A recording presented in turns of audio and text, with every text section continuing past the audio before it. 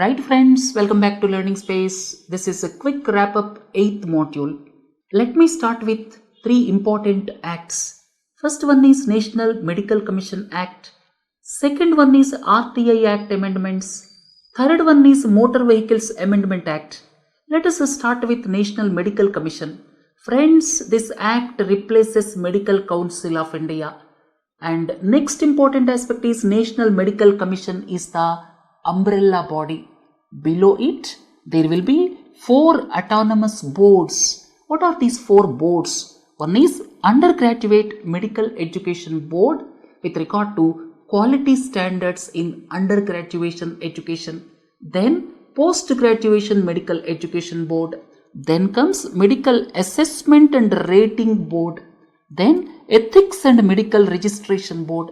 These are 4 boards will be there. These are autonomous. They will be under the umbrella organization of National Medical Commission. And one important aspect is center can overrule NMC decisions. Or you can say center has got wide-ranging powers as far as National Medical Commission is concerned. That means center's viewpoint will prevail over National Medical Commission. This is the important aspect.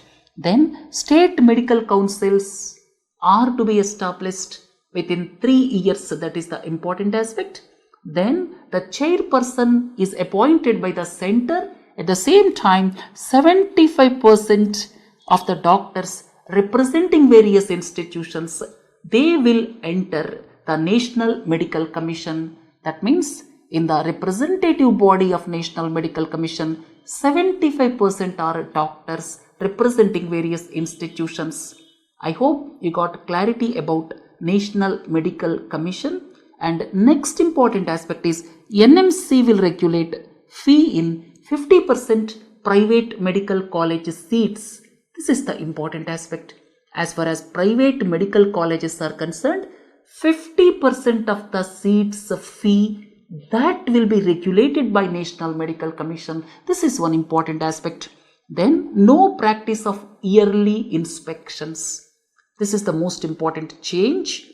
Previously there were yearly inspections by National Medical Council, and because of that corruption was rampant. So to reduce corruption, now the board, that is Medical Assessment and Rating Board, that will take care of quality standards, you can say. So therefore yearly inspections have gone. Then next important aspect is interface between systems of medicine. That means the idea is at a certain level, or you can say at mid-level, homeopathy, Ayurveda, all these medical facets, or you can say these streams of Ayush like homeopathy, then Ayurveda, they will be utilized as community health providers. This became controversial. Friends, please do not forget, community health providers concept is the doctors, or you can say Ayurvedic doctors or homeopathic doctors, they will be given certain training and they can be nominated as community health providers. This became controversial. Another important aspect is National Exit Test or NEXT. That will be for 3 purposes. One is entrance to the postgraduate. Second is it acts as practicing license for the MBBS doctors. Third is if somebody is studied in Ukraine or China, this exit test that will act as some sort of screening test for the students who graduated in foreign medical colleges. I hope you got clarity with regard to National Medical Commission. Now let us look at RTI. Friends, RTI Act amendments became controversial and students must have clarity with regard to Right to Information Act. Please do not forget, right to information is intrinsic to right to freedom of expression. Please don't forget. That means right to information is protected under the fundamental rights. This is the important aspect. And RTI Act, one important aspect is any Indian citizen can seek information. This Indian citizen, let me emphasize, any Indian citizen can seek information from the bodies owned or controlled by the acts of parliament or through the state acts or by the local bodies, that all of you are well aware. And one important aspect is substantially financed. That means RTI Act can be applicable for the non-governmental organizations also when they are substantially financed by the government organs. Please do not forget, substantial financing does not mean 50% of financing. Suppose if government has given land for any non-governmental organization, it can also become public authority. And another important aspect is, recently the Chief Justice of India became under the Right to Information Act, or you can say Chief Justice of India became the public authority under Right to Information Act. Please don't forget. And most important one is the organizations, or you can say the government entities, are supposed to publish lot of information suo motu on their own. That means the intention of Right to Information Act is, in fact, asking the organizations or nudging the organizations to produce information in the public domain on their own or suo motu. That is as per RTI Act. But several government organizations are not revealing information on their own. That is different story. But as per the Act, suo motu, they have to publish information. Next important aspect, don't forget, this is most important, Official Secrets Act. Suppose if there is a clash between Official Secrets Act and RTI Act, RTI Act will prevail. That is the important aspect. And the next one is, under sections 8 and 9 of the RTI Act, government can refuse information. All of you are well aware. Right, friends? Oh, why the amendments became controversial? The amendments became controversial because of the reason there are two elements involved in it. Center has made the amendments and it is felt that the autonomy of the information commissioners is lost. Second is, it is against federalism because even for the state information commissioners, the center will decide with regard to their pay as well as allowances and all, or you can say the allowances, the salaries, terms and conditions, all these will be decided by the central government. On one side, their autonomy will be eroded, and on the other side, it is against federalism. Because of these two reasons, these RTI amendments are into the news. Friends, prior to these amendments, let me tell you, prior to these amendments, the salaries then as well as terms, conditions of Chief Information Commissioner at the center equivalent to the Chief Election Commissioner. That means that is equivalent to judge. And please don't forget, the Supreme Court as well as the High Courts, these are constitutional entities. At the same time, Election Commission is a constitutional entity. Then this Information Commission is a statutory entity. What the government says is, the perks, terms and conditions of a statutory entity, they need not be equal to that of the constitutional entity. Because of that, center made amendments. And another important aspect is, what the center said is, the decisions of the Chief Information Commission, they can be challenged in the High Court. And because of that reason, there is no need or there is no rationale for equating the pay, perks, conditions, terms with that of the judges. Because of that reason, they made these amendments. Friends, amendments students must have clarity. This CCIC ICs at the central level, Central Chief Information Commissioner and Information Commissioner, previously original term of 5 years or up to 65 years. But now, as per the amendments, it may be prescribed by the central government. That means now as per the amendments, that is within the purview of the central government. Second, salaries, allowances and other terms of this CCIC IC, they are equal to that of Chief Election Commissioner or Election Commissioner, that means Information Commissioner to that of Election Commissioner.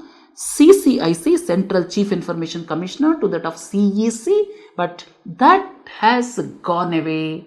Now salaries, allowances, they shall be prescribed by the central government. So friends, if you look at salaries, if you look at the term, if you look at perks, all these things now are kept under the purview of the central government. That's why it created controversy. I hope you got clarity. Right friends, look at the next one. This is also important. Motor Vehicles Amendment Act. Friends, Motor Vehicles Amendment Act, this was brought by the center.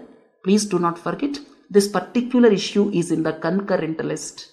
So friends, when it is in the concurrent list, when there is a clash between state laws and the central laws, central law will prevail. That is because of doctrine of repugnancy, most of you are well aware. So this issue of Motor Vehicles Amendment Act was into the news several times because some states not interested in following the rules and regulations of the center based on Motor Vehicles Amendment Act. Subsequently, it was clarified. This particular act was brought because this is in the concurrent list.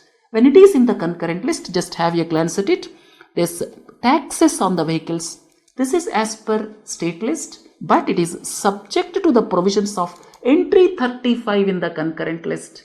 So therefore, center brought this act based on the provisions of the concurrent list. So therefore, center's law will prevail when there is a clash. Otherwise, both center and the states, they can frame the laws because it is in the concurrent list, but when center's law is contradicting state law, center's law will prevail. That is the doctrine of repugnancy. Please do not forget. So friends, this Motor Vehicles Amendment Act, this is brought based on concurrent list. Don't forget. And certain points are important from your examination perspective. Good Samaritan. That means some road accident occurred. Some unknown person attended.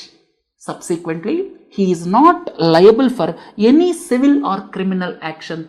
So friends, good Samaritans are protected through this. Next important aspect is cashless treatment. The government will look for cashless treatment in the golden hour. That means after the accident, the first hour is the golden hour and government will look for cashless treatment. Then minimum compensation in the hit and run cases. If the person dies, that is increased to rupees 2 lakh. Please don't forget. Then motor vehicle accident fund, that will be constituted by the center for compulsory insurance to all the road users. Then another important aspect is center can recall the motor vehicles if they are faulty. Center may develop national transportation policy in consultation with the state governments with regard to framing various safety rules and regulations. Friends, in this context, please do not forget Brasilia Declaration. Brasilia Declaration, that is to reduce the road accidents to half by 2020. That is one important aspect. Please don't forget. And the second important aspect is the decade 2010 to 2020. That decade was nominated as the decade for road safety by United Nations. This is the second point. And the third point is, in our country, almost 1.5 lakh people every year are losing lives because of the road accidents. These three things don't forget. Then road safety board that will be created by the central government. Then these aggregators are digital intermediaries. They will be licensed by the state. If you look at Uber, Ola, such type of organizations, aggregators, will get license from the state subject to the IT Act. Please don't forget. Right, friends, these things may not be that important from you. From your examination perspective, National Medical Commission is most important. And second, RTI Act amendments are most important. Please have a glance at this paragraph that makes clear what were the previous provisions and what are the changes made with regard to RTI Act amendments. And this Motor Vehicles Amendment Act, it is in the concurrent list. Please don't forget. And friends, let us look at some more things. With regard to Aadhaar, Yesterday we deliberated, and today I would like to continue few more points with regard to Aadhaar. First one is when government is giving service or subsidy. Suppose government is giving subsidy, then that person is to be linked to Aadhaar, or you can say Aadhaar linking is to be done when a person is receiving subsidy. At the same time, Aadhaar is to be linked to PAN card. These two are important. Then voluntary use of Aadhaar for bank accounts and mobile phone connections. This is allowed through the parliamentary amendment which was done recently. That means through the parliamentary amendments to the Aadhaar Act, this voluntary, very, very important, voluntary use of Aadhaar for bank accounts and mobile phone connections, that is allowed. Next important aspect is UIDAI will decide whether an entity can use Aadhaar or not. That means when these type of rules and regulations are there with regard to the use of Aadhaar for bank accounts and mobile phone connections, the final decision with regard to whether any entity can use Aadhaar or not, that will be decided by UIDAI. Please don't forget. And 1 crore penalty and a jail term if anyone violates the provisions. Please don't forget. Right, friends? Another important aspect is Supreme Court judges' strength increased to 34 from 31. In this context, I would like to talk about 4 articles. Article 130, Article 131, Article 136, Article 142. These are important. First one is Article 130. What is it? Article 130 says Supreme Court can sit in Delhi or in any such other places as the Chief Justice of India decide with the approval of the President. With the approval of the President is important. That means Supreme Court can sit at any other place other than Delhi, provided Chief Justice of India decides, but with the approval of the President. Then second important aspect is Article 131. Article 131 gives original jurisdiction to the Supreme Court when there is a dispute between center and the states or among the states. Please listen carefully, because this Article 131 came into the news around 2-3 times recently when Kerala government approached Supreme Court against Citizenship Amendment Act. At the same time, Jharkhand government approached the Supreme Court against coal block auctions recently. So students must have clarity with regard to Article 131. Article 131 gives original jurisdiction to the Supreme Court as far as center-state disputes are concerned or disputes between states are concerned. What about Article 136? Article 136 is special leave petition in the Supreme Court, and Supreme Court is accepting special leave petitions quite generously. And do not forget Article 136 against any tribunal verdict, against any court verdict, against anything you can say. Now the citizens can approach and file special leave petition under Article 136 in the Supreme Court.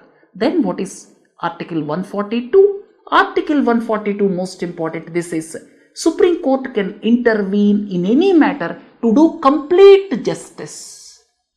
These are quite often in the news.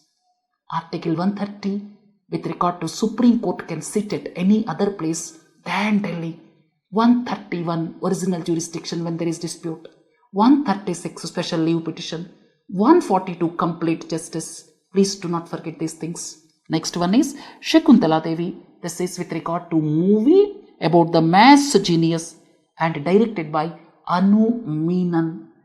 Next, totalization agreement, that is pertaining to social security. When our Indian citizens are in fact going to United States of America, and when they are working in some software firm for social security, lot of money is deducted by the government, and after that these people come back after 3-4 years. So there is no use of deducting that money. That money is going into American coffers. So therefore, totalization agreement is proposed. Then Bhutan, this Sakteng wildlife sanctuary is into the news because China raised some border dispute with regard to Bhutan. In this context, this Sakteng wildlife sanctuary is into the news. This is in Bhutan, don't forget. Friends, Sikkim is the organic state, do not forget, and Ladakh carbon neutral state. The Prime Minister announced Ladakh as the carbon neutral state, or you can say to be specific union territory. Then Hagia Sophia, this is into the news because of recent conversion from museum to mosque. This is situated in Istanbul city in Turkey. And when I am talking about Istanbul city, do not forget, Istanbul city is divided into Asian portion as well as European portion. And this Istanbul city, this Hagia Sophia, and it is associated with the Byzantine Emperor Justinian I. This is another important aspect. Thori. And when I am talking about Nepal, here three important aspects. Kalapani, then the next one is Limpiyadhura, Lipu Lake. These are under dispute. And similarly, recently Nepal said Thori, that is the birthplace of Lord Ram. Then GI tag Basmati rice. With regard to GI tag, Madhya Pradesh dispute is there. That means GI tag is granted for Basmati rice for specific regions. That means foothills of the Himalayas. The Basmati rice grown in the foothills of Himalayas, that got GI tag, but not for the rice grown in Madhya Pradesh. Now Madhya Pradesh is asking for GI tag. Because of that, this is into the news. Then this permanent commission that is allowed for women. In this context, this is into the news. Students must have clarity with regard to the difference between short service commission and permanent commission. Short service commission is a maximum period of 14 years working in the armed forces. And after 14 years, till now, women are not eligible for permanent commission in some of the areas. And now, the government decided to allow permanent commission for women when they join short service commission. Permanent commission means they get pensionary benefits and everything. And the next important aspect is no combat. They are not allowed in the combat areas. Next one is command positions are now allowed. That means women can go colonel and beyond. When you look at Indian Armed Forces, maximum percentage of women are there in the Indian Air Force. Then Natesya, this is the sandstone idol. This is into the news. This belongs to 9th century. Pratihara style and Ghateshwara temple. This is Rajasthan and this depicts Shiva. There is a news item with regard to the resettlement of Bru tribals. These are also known as Riyong tribes. Previously they left Mizoram. They are staying in Tripura. Now the discussions are going on to resettle them in Mizoram back. Right? Then international immigrants. If you look at as per the news reports, USA is the most preferred destination as far as international immigrants are concerned, and India has got largest share out of it. Then one more important aspect is out of the overall legal migrants in our country, Bangladesh accounts for 60%. AIIB, this is into the news. AIIB, if you look at the loans granted since its inception, India's share is maximum.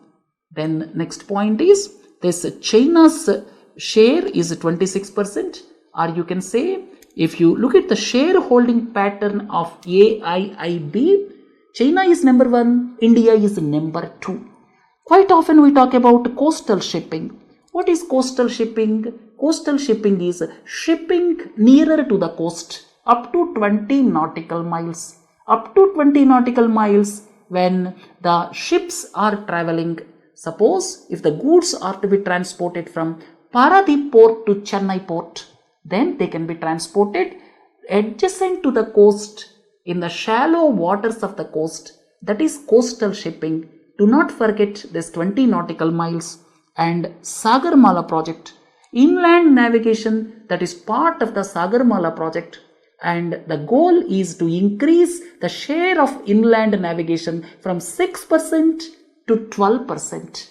If you look at the next one, Kozhikode plane crash. In this context, tabletop runways are into the news. When one looks at tabletop runways, Kannur in Kerala, that is Kenanur in Kerala, then Lengpui in Mizoram, Pakyong in Sikkim, Shimla and Kulu in Himachal Pradesh. Then two more important aspects I would like to tell you with regard to, one is current account surplus and the other one is a trade surplus. In January-March 2020, that was the quarter, first in 13 years to register current account surplus. This is one important aspect. Then June saw surplus in the mercantile trade account, because normally you see current account deficit and trade deficit. But this is surplus. It rarely happens. Because of that reason, it may become important from your exam perspective. Previously, we learned certain things as far as economy is concerned. First one is the economic contraction recently, or you can say the latest, that it took place in 1979-80. That was the last economic contraction. Prior to that, around 4 or 5 times economic contraction took place. And if you look at the quarterly contraction, the records are available since 1996. And the recent economic contraction of 23.9%, it is the largest we learned in the previous lectures. And this is with regard to current account surplus as well as this trade surplus. Trade surplus is rare, but because of the reduction in the imports, June month in the context of COVID-19, that recorded trade surplus, a small trade surplus in a month, that is June, and this happened after January 2002. Similarly, there's a January-March 2020 quarter that was the first in 13 years to record current account surplus. Right, friends? Let us discuss some random thoughts. And before going ahead, in today's editorial discussion, because today is Wednesday, in today's editorial discussion, we are presenting 3 important areas. One is Shanghai Cooperation Organization. There are advantages for India as well as there are several contradictions. So we are going to present why it needs for India and what are the contradictions. Second is FSSAI. It got global acclaim for its Eat Right India program. We are going to discuss what are the salient aspects of this program. Third one is game-changing reforms in healthcare. That is the need of the hour and it will have multiplier effect. Please watch editorial discussions on Monday, Wednesday and Friday and connect the dots on Tuesday and Thursdays. Let us come back to the discussion. This is about random thoughts. Friends, the first one is typically El Nino occurs more frequently than La Nina. This is important and this is true, and we will discuss about this El Nino, La Nina in the upcoming classes. Then there is massive increase in the algal blooms. Why the algal blooms occur? Algal blooms occur 2 ways. One is naturally because of the ocean currents. Second is when excess nutrients flow into the oceans or seas. Excess nutrients, predominantly nitrogen as well as phosphorus, when they flow into the oceans, then it leads to algal blooms. Algae will flourish, subsequently it will die. Algae and microalgae, subsequently it will die, and that area becomes hypoxic regions. Because of hypoxic regions, certain fish like tuna, they will be affected because they require more oxygen. But the impact on the species like jellyfish, that may not be substantial. Right, friends? India allows 100% FDI in the marketplace model of e-commerce platforms. Important, and that is correct. So India allows 100% FDI in the marketplace model. And friends, in the multi-brand retail, India allows 51% FDI, And at the same time, India does not allow FDI in e-retail venture that owns the goods which it sells, or you can say it is inventory model. India does not allow FDI in the e-retail venture that owns the goods which it sells. These three things please don't forget. 100% FDI in the marketplace model, 51% in the multi-brand retail, and then third one is this e-retail venture or inventory model. FDI allowed is 0. Then SMA 0, SMA 1, SMA 2. That means 1 is up to 30 days. That means I have taken loan. I am not paying back EMI. So that is the periods, or you can say these are the periods where banks will be alert. SMA 0 means right up to 30 days. SMA 1, 31 to 60 days. SMA 2, 61 to 90 days. This is the period where banks will have to be alert. But these are standard assets. Please don't forget. These are not substandard accounts. Or you can say it becomes NPAs or non-performing assets once the period crosses 90 days. If I am not paying EMI and if the period crosses 90 days, that is NPA. But these are SMA 0, SMA 1, SMA 2. These are standard assets, but they put bank into notice and banks are expected to take sufficient action. Then quantitative easing involves creation of additional money by the central banks. Friends, this type of the money that is not in vogue in a country like India or in the developing countries, but this is the common practice in European Union countries as well as countries like Japan, as well as countries like UK, as well as countries like USA.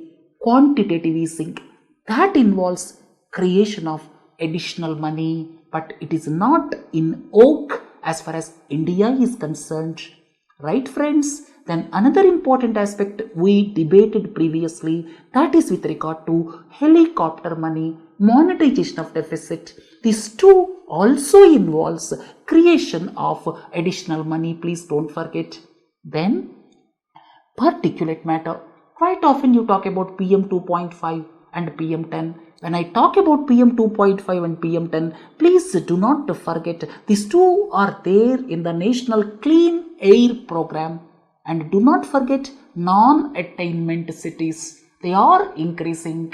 They are not able to meet the national ambient air quality standards. And these are non-attainment cities. Right? Friends, particulate matter definition is solid and liquid particles. Liquid particles, please do not forget, solid and liquid particles suspended in air. Another important aspect is reverse osmosis. This is quite often in the news. We deliberated previously because the National Green Tribunal said if the total dissolved solids when they are less than 500 milligrams per liter, reverse osmosis is not required. And please do not forget, they remove the dissolved solids and here they does not remove this suspended impurities and bacterial contaminants fully. Partially they may remove, but predominantly they don't remove, right? So you can say this reverse osmosis process that does not remove suspended impurities and bacterial contaminants fully. Then Tamil Nadu and Karnataka, they account for around 1/3 of the renewable power generated. Important, and this is true. Tamil Nadu and Karnataka, they are in the forefront, and around 1/3 of the total renewable power generated in our country that is coming from these two states, right? And Mangalajodi Ecotourism Trust. When you look at certain trusts, what is important is this Mangalajodi is important, and Conservation Trust for the snow leopard that is situated in Ladakh, that is important. Community Reserve for Bugun Leosichla that is situated in Arunachal Pradesh. These are important and these are frequently in the news. Then, due to climate change, when the soils become dry, microorganisms release more carbon dioxide. Friends, we are talking about degradation of the soils, desertification of the soils. When the soil degradation takes place, two things happen, do not forget. When the soils become dry, the microorganisms release more carbon dioxide. At the same time, the plants will absorb less carbon dioxide. Because of these two reasons, more carbon dioxide is left in the environment. Please listen carefully. Because of the degradation of the soils, two things happen. The microorganisms, they release more carbon dioxide, and at the same time, the plants absorb less carbon dioxide. These two things, don't forget. Then, the usage of sulfur hexafluoride. Now, the renewable energy increased. Because of the increase in the renewable energy at several locations, the connections to the grid increased. In the connections to the grid, this SF6 is used and there are several leakages and it is escaping into the environment, and this is another big environmental cause nowadays being debated across the globe. Friends, SF6 consumption increased enormously and it is high potential greenhouse gas, very, very important. Then environmental flow norms are applicable for river Ganga, not for the entire stretch. That is up to the period Unnao in Uttar Pradesh. Up to Unnao, from the origin, this environmental flow norms are applicable, and these norms are specified by the National Mission for Clean Ganga. Then both the Prime Minister's National Relief Fund and PM CARES Fund, they are exempted from the FCRA norms. Absolutely correct. But the difference is, Prime Minister's National Relief Fund has not accepted donations from the foreign governments, whereas it accepted from PIOs, NRIs, charitable institutions, whereas PM CARES Fund is accepting donations from foreign governments also. Another important difference is, you cannot adjust donations given to PM NRF against corporate social responsibility, whereas you can adjust the donations given to PM CARES Fund against corporate social responsibility. Then India is one of the countries which will get the benefit of equitable distribution of vaccines under COVAX facility. Friends, COVAX facility, which is promoted by Gavi, WHO and others, that is primarily intended for equitable distribution of vaccines, and India is expected to join out of the total 92 countries which are designated under the COVAX facility. India will get the facility of COVAX. Import substitution during the initial decades after independence gave satisfactory results. Absolutely wrong. It has not given satisfactory results. In recent times, we are increasing import duties, and that is considered as most akin to import substitution. That means the meaning of import substitution is, by increasing the import duties on the imported products, we will try to replace them with the domestically produced goods. That is known as import substitution. Friends, we will meet tomorrow with 9th module. Have a nice day. Thank you.